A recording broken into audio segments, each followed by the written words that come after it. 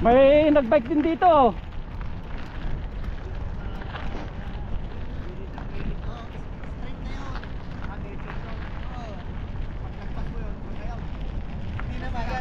Nililiko pa rin dyan dahil yan sa may mga barrier.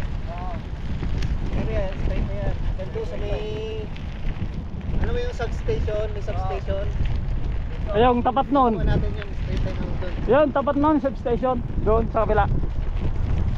Pipeline. Tingnan natin dito kung pwede rito, para makapaglo tayo.